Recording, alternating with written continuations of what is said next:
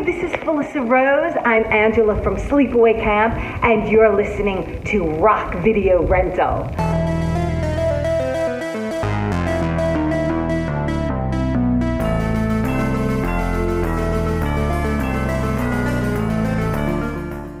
Hey, what's going on, everybody? Welcome to Rock Video Rental. I am Brandon, and with me, as always, is Caleb. We are continuing on with ROCKtober, and today we're going to be talking about Night of the Creeps. It is from 1986 and is directed by Fred Decker. The plot is alien brain parasites entering humans through the mouth turn their hosts into a killing zombie. Some teenagers start to fight against them. The cast, we got Jason Lively as Chris, Steve Marshall as JC, Tom Atkins as Ray Cameron, Jill Whitlow as Cynthia, aka Cindy. She's called both. Alan Kaiser as Brad, and Wally Taylor as Detective Landis.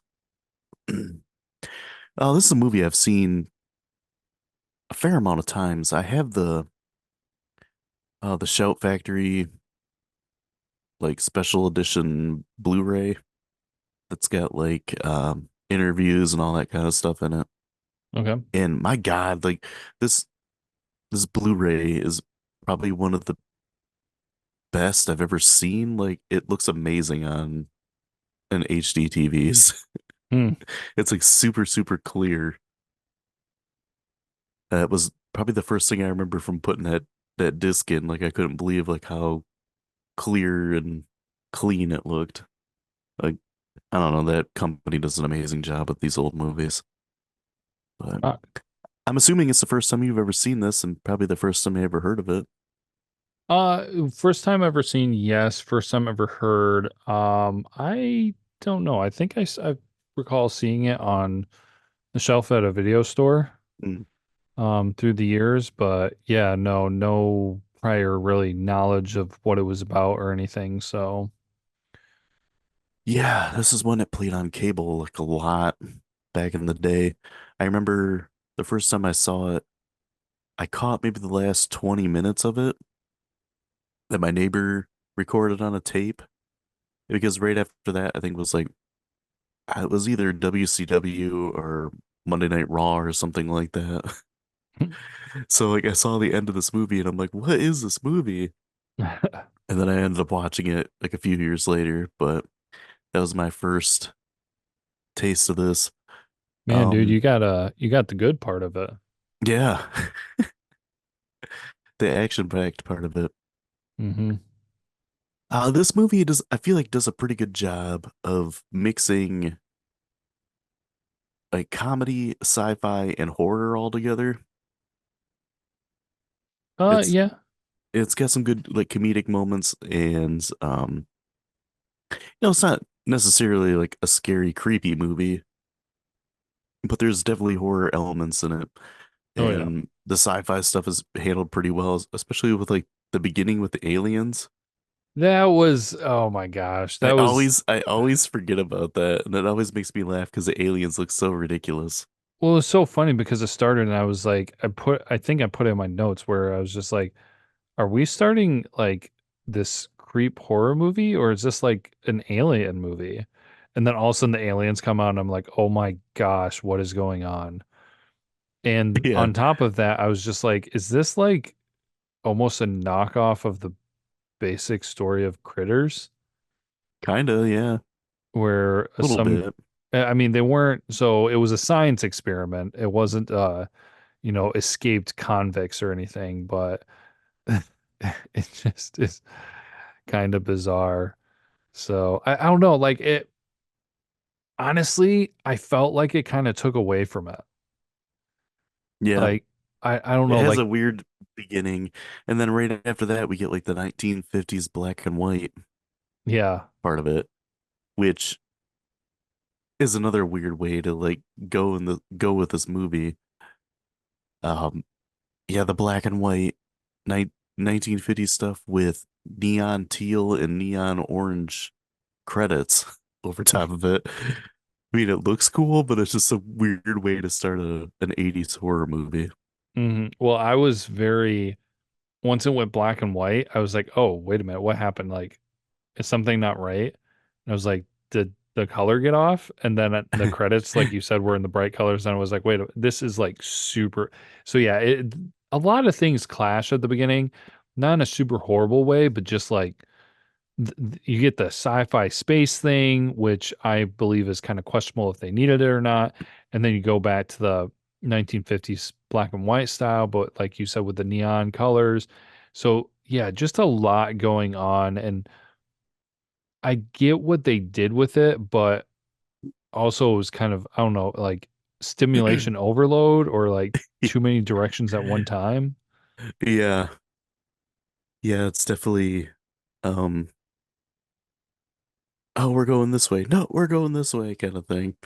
Yeah. Um Before all that though, we get the awesome old TriStar logo, the opening Yes. scene with the running horse that flies. Yep. That is so um it's really dated, but it's amazing. Oh yeah. It's almost just like comforting. I was trying to think of the movies that I remember seeing that before, and I couldn't come up with any off the top of my head. Yeah, I feel like I had the same problem too, because I feel like it's one of those that you see tons of times, Hmm. but um you can never quite put your finger on it. Not with like the New Line Cinema one that always makes me think of Ninja Turtles or the Orion logo with the stars that spin around and form the O in Orion. Always makes me think of RoboCop. Okay. But yeah, definitely when that came on, I was just like, ah, Nostalgia. nostalgia, exactly.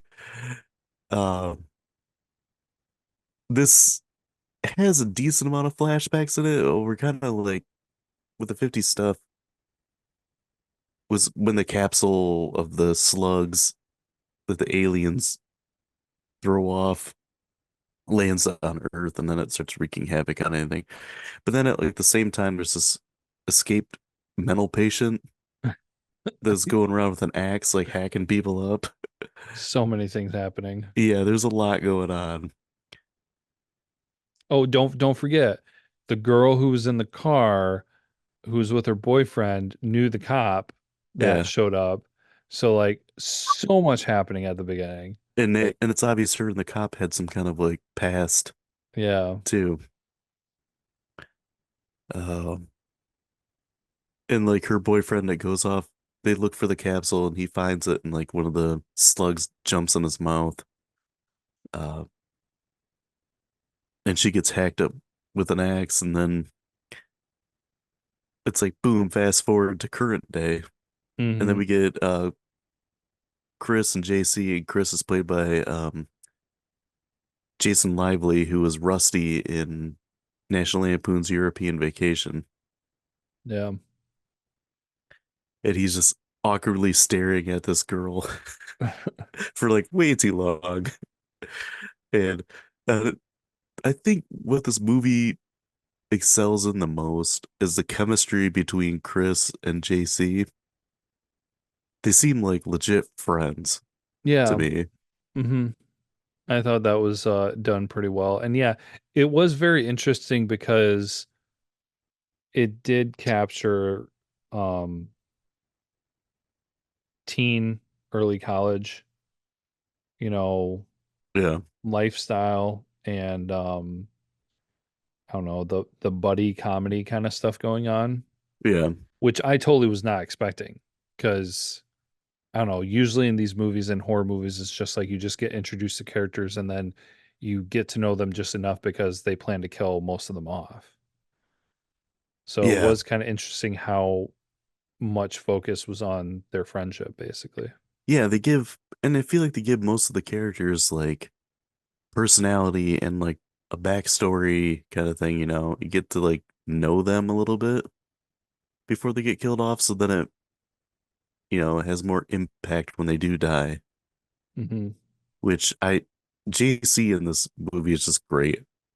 Like his character, his personality and everything. And like his snappy, like wise ass comebacks that he has. Hmm. And um the scene where he's staring at where Chris is staring at Cynthia, and he's just like, "What, do you want to meet her?" And he's like, "Yeah." He's like, "I want to marry her."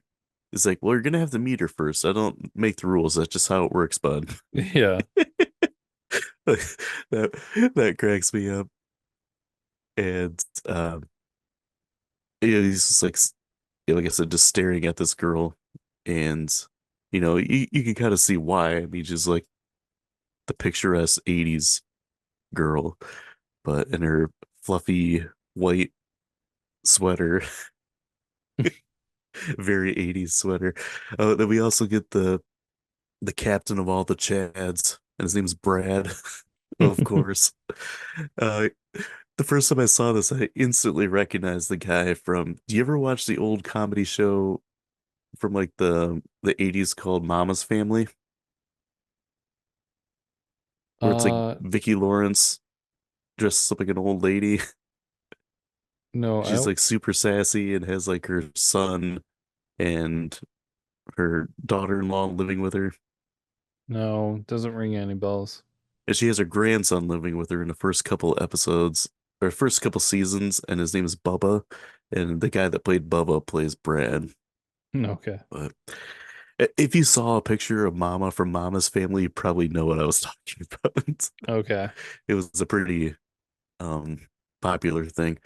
Um I believe it. Don't forget, I lived under a rock basically like the first 10 to 12 years of my life. So, Yeah, but I mean this movie or this TV show was like in syndication quite a bit. That's when I watched it. It was okay. on like WB20 or something like that at night. I remember watching lots of that. But, uh, and of course he's like this Brad guy's head of the sorority, and the guys want to join it. The head of this fraternity, and the guys want to join it to try to like impress girls and everything. The betas. Yeah, I think it's hilarious that they're called the betas, but they're a bunch of alphas. Yeah. I don't think that was necessarily planned back in the '80s, but in hindsight, it's hilarious. Hmm. Bunch of alpha chads. Uh, so like their hazing thing or whatever they have to go through, they have to like they make JC and Chris try to go find a corpse to bring back, which like okay, extreme, Yeah. And who the heck would even agree and try to do anything with that? But apparently Chris and JC do. right? Oh man. And of course they find the frozen or they found that dude from the '50s that had the slug in his mouth, but he's like cryogenically frozen. Yeah. Time out. Like time out Cryogenics. there.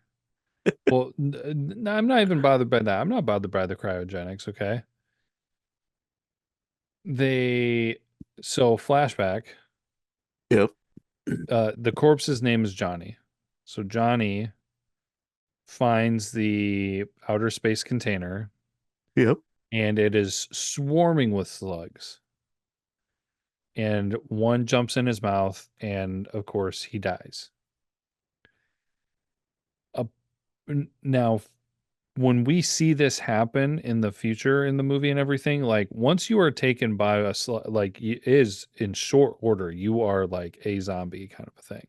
Mm.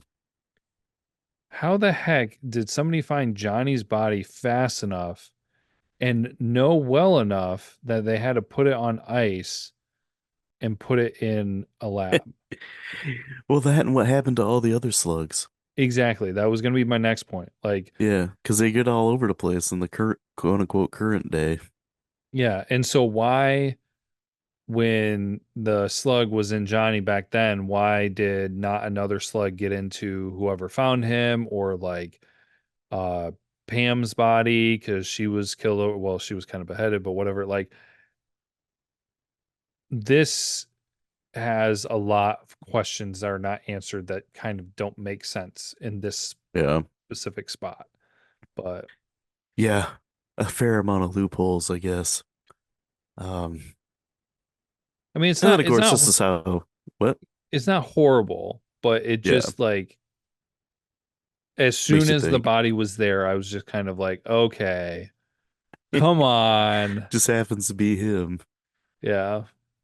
Yeah, and that's where the slugs take off and start wreaking havoc on everybody. They get the help of Tom Atkins, who's like this hard-boiled uh detective or whatever. He's like a mix of Riggs and Murtaugh, where he's getting too old for this, Yes, but but he's he's also also unhinged he's also crazy. and suicidal. Yeah, and he's amazing because it's Tom freaking Atkins, and also Oh, Tom Atkins was in Lethal Weapon. yeah, he was. Well, honestly, He's like Roger Riggs. honestly, he did a fantastic job. I don't know if I would go as far to say that he made this movie, but he he was a huge highlight in this movie. Like every time Tom came on, I was like, awesome. Some's Yeah, gonna go down. yeah. And, I mean, Tom Atkins is awesome. He's always like um great in everything I've seen him in. So he's always a welcome addition. And yeah, there's parts towards the end of this movie where he's pitching like 100 miles an hour. The stuff that he's given, the one-liners and stuff, Yeah. and Well, just like how uncomfortable he makes the two boys feel is funny. how do you feel about the whole like every time he answered the phone, Thrill me. thrill me. I Yeah. was like, I think I need to start using that. Yeah, it's definitely his tagline in this. Oh man. Oh, he's introduced as like a dream too. And he's the cop that came across Johnny's girlfriend all hacked up by the killer with the axe. Which was his ex-girlfriend. Yeah. Yeah. Which later on I don't understand that like so he shot the maniac, Yep. didn't tell anybody, Yep. and buried him? Yep. Like, why wouldn't he tell anybody? Like everybody knew that maniac was on a loose. Yeah, because maybe he was worried that he couldn't justify killing him. But he already hacked up the girl with an axe. Yeah. Well, no, well, okay, he didn't find him when he hacked up the girl. Like at least from the way that I understood the story, Okay. because he said he stalked him and he found him like outside of working as a Uh, cop. So it took okay. Well, him because they time to show that find like him. flashback of the maniac just like It, overkilling her with an axe. yes, I completely understand how you got there because I thought the same thing too.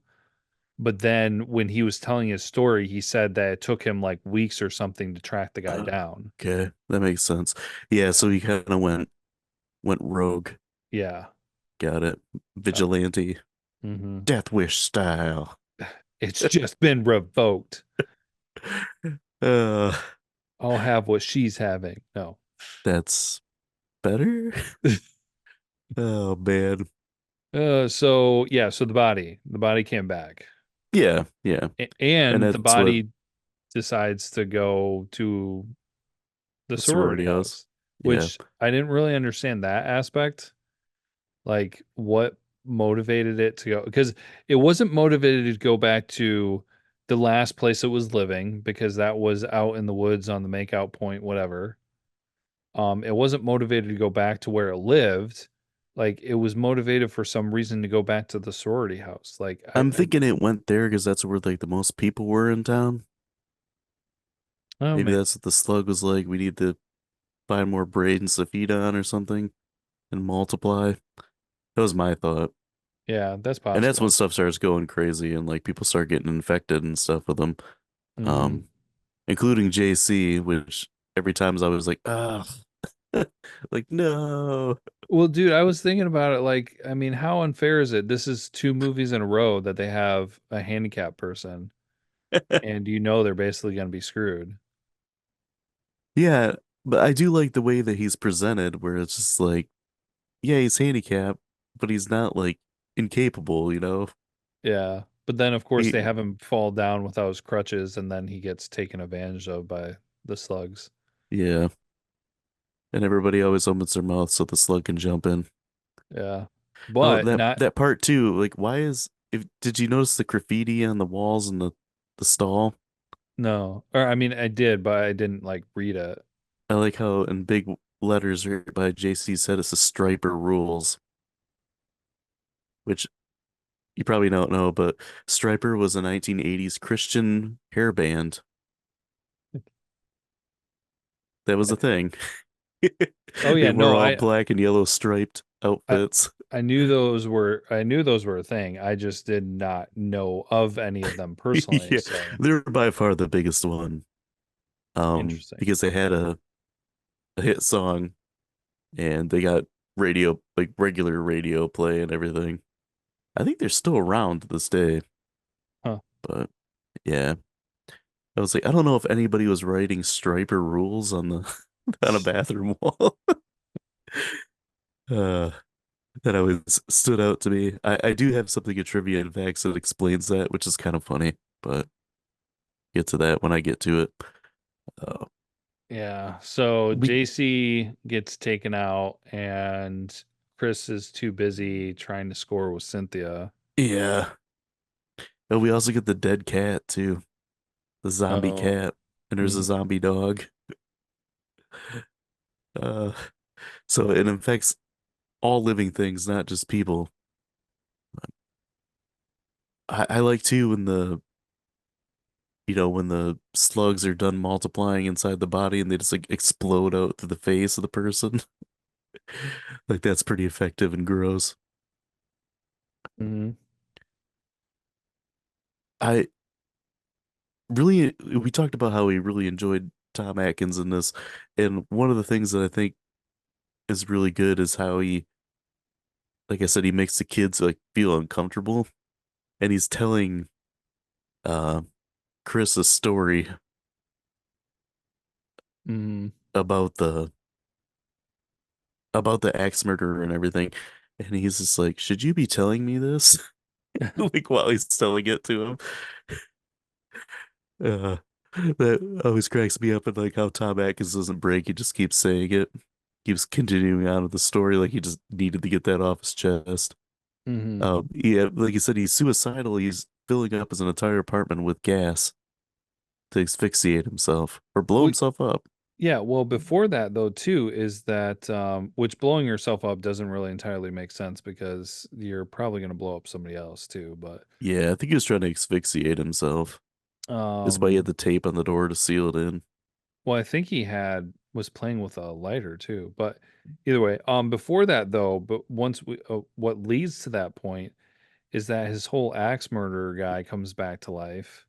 Yeah, And then he kills him and which okay, here's another plot hole thing that just kind of doesn't make sense. And he comes back to life, so then Tom Atkins kills him again. And then he feels like, okay, my life is now complete. Like he was just waiting for the axe murderer to come back to life so he could kill him again. yeah,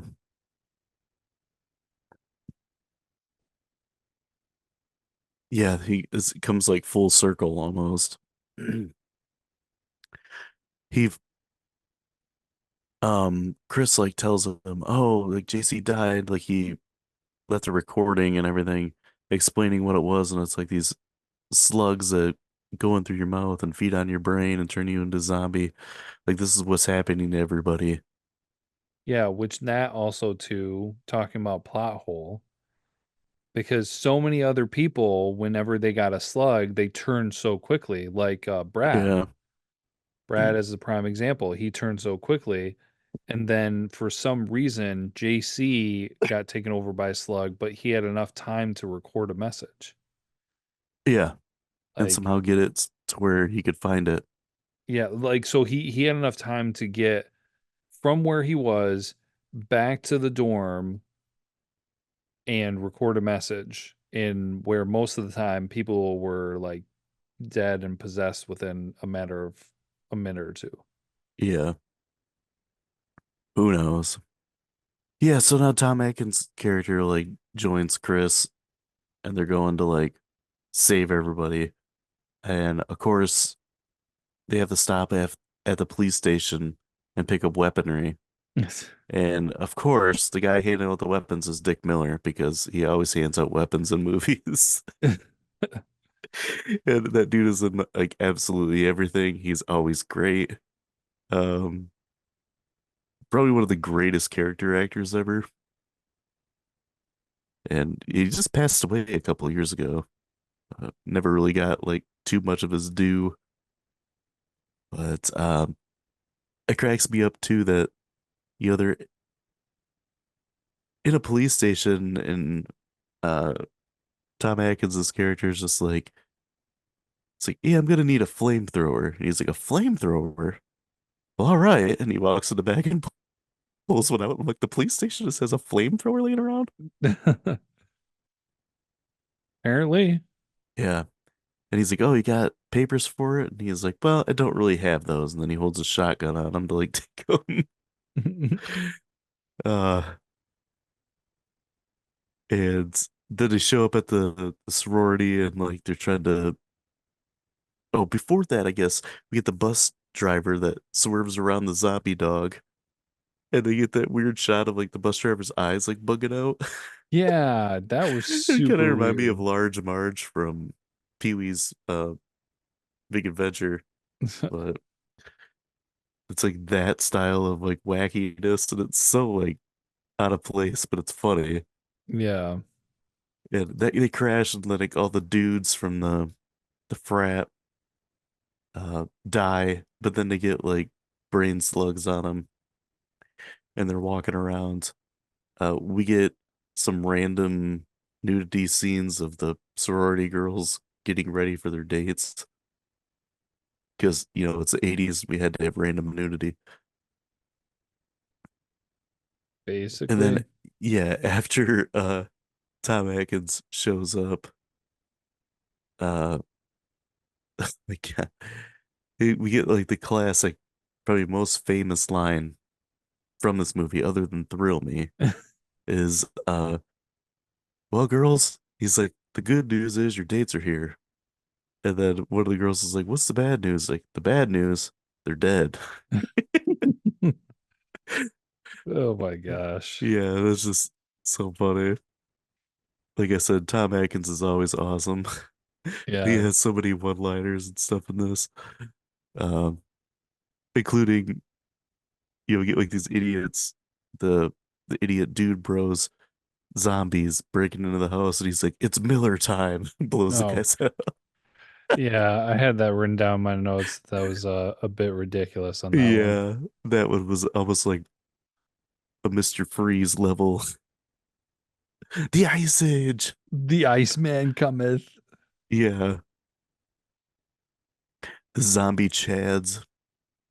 Mm-hmm. Um, And so then it's Tom Atkins, Chris, and Cynthia fighting off the zombies. yeah. Oh, did you notice the one girl that was the blonde girl that was like, I'm so sure. The one that says that. When she like No. answers the door and like Brad is there. And Oh, she's like, I'm so sure. And that was Anthony Michael Hall's girlfriend from Weird Science. oh, did not catch that. Yeah.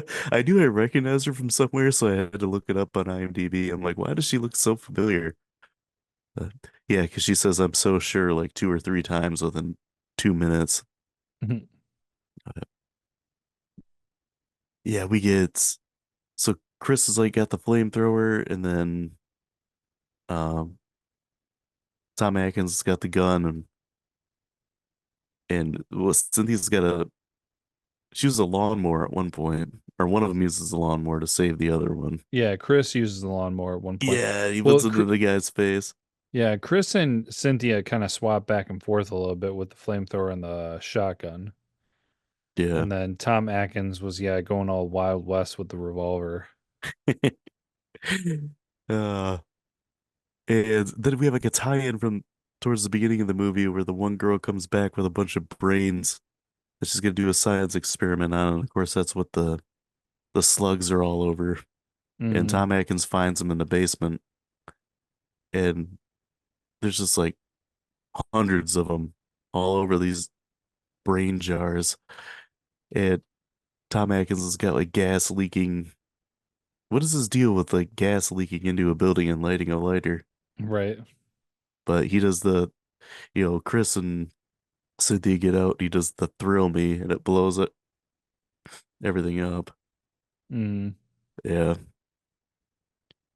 And Uh, then, so it totally brings on the most romantic part where Chris and Cynthia decide to kiss and make out in front of the burning building yeah. because Burning that's building with tons appropriate. of dead people, alien slugs that turn people into zombies, and Chris's best friend died. Hmm. And then this is, I had a note down that this is a prime example of when a movie doesn't know how to end. Yep, exactly. Because Tom Atkins staggers out of the house all charred up and falls down. Slugs run out of his head and into the cemetery where like the spacecrafts are looking for him. Yeah. Which doesn't make sense because it's how many years later. Yeah, So, like, exactly. what the crap? Yeah, not the best endings. I remember the first time I saw this, I'm like, really? That's how it ends? Yeah. Wah It wah. I would have been okay. They could have ended it when they were making out on the whole kind of like, okay, happy ending. They could have had Tom Atkins come out of the house all burn up and then had the slugs come out of his head. Yeah, Or they could have ended it when the slugs went into the cemetery. But the spaceship thing was the really big, like, what the heck were you thinking kind of moment yeah, because it took it too far. And also, it didn't apply because it's how many decades later? yeah. 30 years later. Yeah, Yeah, they could have totally. done without that, I agree. Yeah. Um, there's one good quote that I wrote down that I haven't mentioned yet. Is when Tom Atkins is like interrogating Chris and JC, like asking where they were, kind of thing. And they're like, we assumed it was a frat prank going wrong. It's like, do you guys have anything to do with that? And JC said, a frat is like a fraternity, really? He's like, I'd rather have my brain invaded by an alien creature than join a fraternity. And Yeah. then that's exactly what happens. Yeah. I saw that foreshadowing there. It was pretty funny. Uh, I'll say some things that maybe didn't work as well. I Jason Lively was better than he was in European Vacation, but he still wasn't very good. Yeah. Was Jason Lively like, kind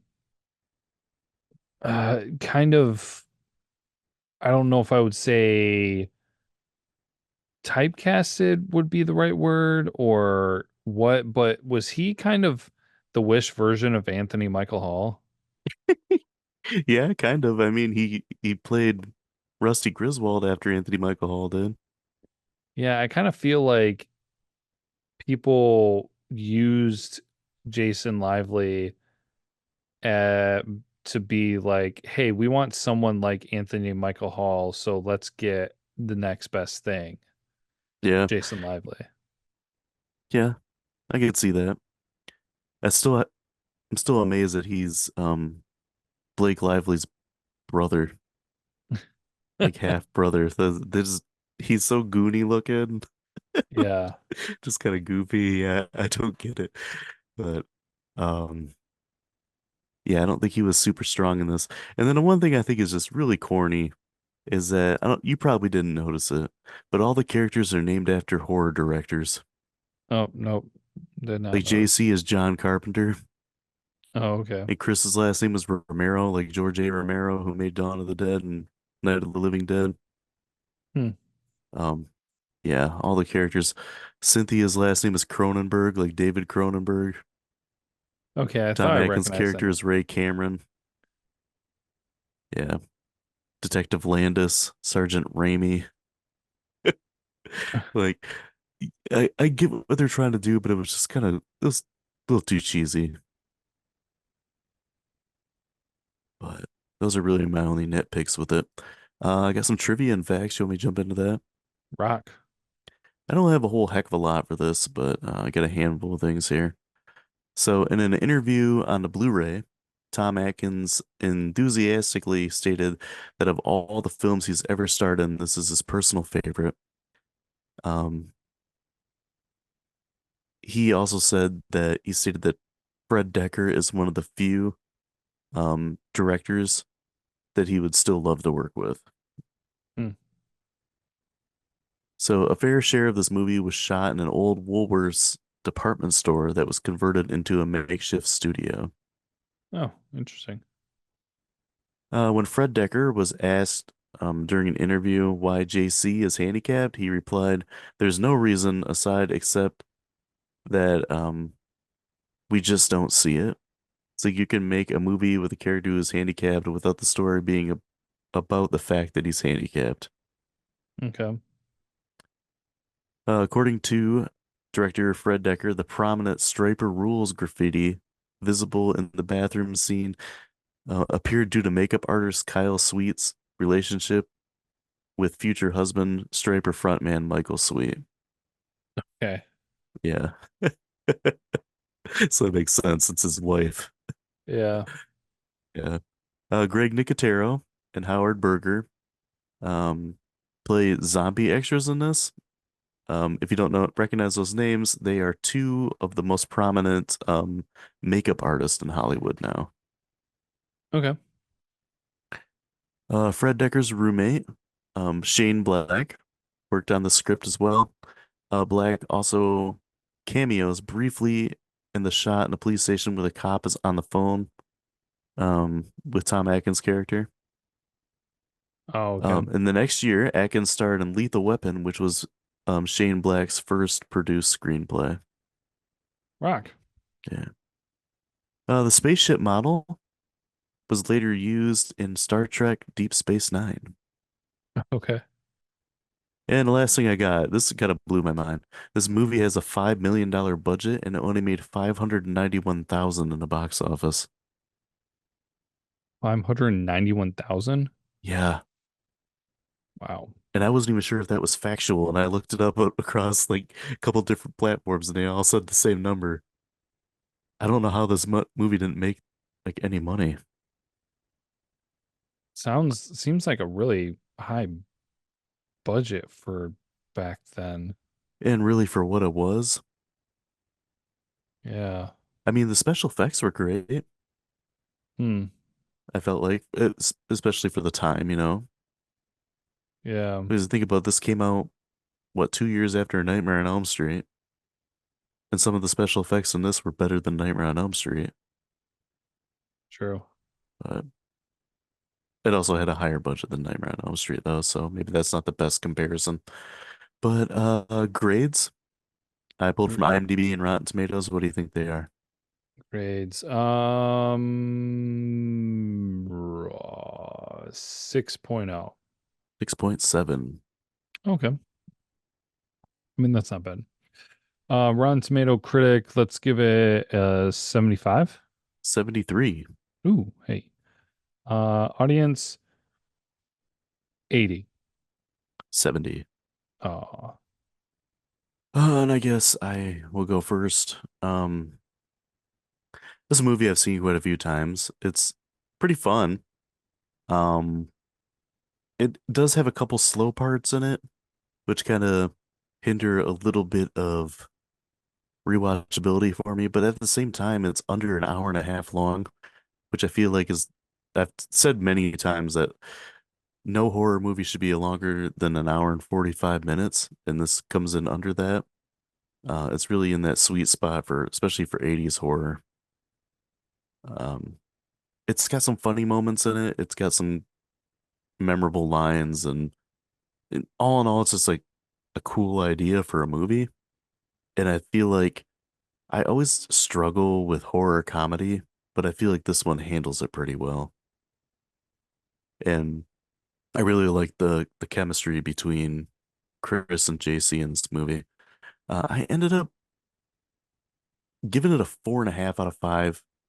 I couldn't put it up as a 5 because I gave Texas Chainsaw Massacre a 5, and this isn't as good as that, mm-hmm. but it's still a really fun and entertaining movie. Rock. What about you? Yeah, so solid movie. A lot going on. It almost felt like kind of like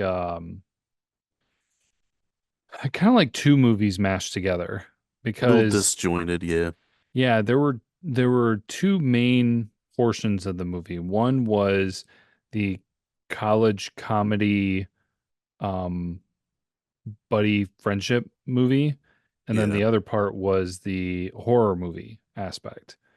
And there was kind of like a clear division where it's just like you had the beginning flashback, and then you had the I don't know what time period amount of time it was, but the next like third of the movie or so, or maybe uh you had like the first quarter, which was the flashback, and then you've got the next two quarters, which is the buddy comedy thing going on, and then the last quarter of the movie is back to the horror movie. And so it, like you said, disjointed. But both portions were good. I do stand behind what I was saying where the beginning just was so much. Aliens, uh some crazy experiment, finding the slugs, the maniac on the loose, the Pam being the ex-girlfriend of the cop, like so much happening all at one Yeah. time. And they tried referencing basically all of it because it was important about the axe murder. It was important about his ex-girlfriend. It was important about the body. It was important about the science experiment with the slugs. Like all of them were important factors that they tried to reference. So performances were good. Tom Atkins, fantastic. JC, great job. Everybody else did good. Um, Nothing necessarily came across as terrible in Yeah. performances. Can't tell you next to anything about the soundtrack because it did a good enough job existing that it didn't stand out in a bad way. But so it's good, rewatchable. I just kind of feel like with the elements and everything that it was kind of missing the mark. Certainly not a 5 out of 5 for me because like just it it didn't have that impact. And so then the next question would be like, okay, does it qualify to be 4.5 out of 5? And for me, it's just like it's too far from that, too far from 5 to be right there at 4.5. Yeah. So I feel like a little bit more separation. So I landed at 4 out of 5 for it. Rock. Yeah, it's fair. Yeah. Ah. So going from a horror comedy to kind of it's a very strange movie. It's another like early slasher movie. It's pre-80s. So it's not really as formulaic as something like Friday the 13th, but it's kind of unsettling and it's got a lot going on and things that aren't explained in it. And it's kind of an unsung horror movie of the 70s. And we're going to be talking about Tourist Trap next time. I kind of stumbled across this movie, gosh, I don't even forever ago. I had a VHS of it, which I sold, and now it'd be worth way more money than when I sold it the first time, so that sucks. But yeah, it's a very interesting movie. Um, I can't wait to hear your thoughts on it. I've seen it quite a few times, but if you guys are liking the show, please like, subscribe, share, follow us on social media. We're pretty much on every platform. If you want to plan ahead, you can watch Tourist Trap. I think it's on Tubi. Last time I checked, Okay. it's yeah. It usually floats around on the free ones, just because it is a little overlooked. But they have had some like special edition releases come out and everything, and some of the companies making shirts for it and everything. So it's kind of like a cult following to it. But come by next week. We're going to be talking about it. And until then, as always, be kind and rewind.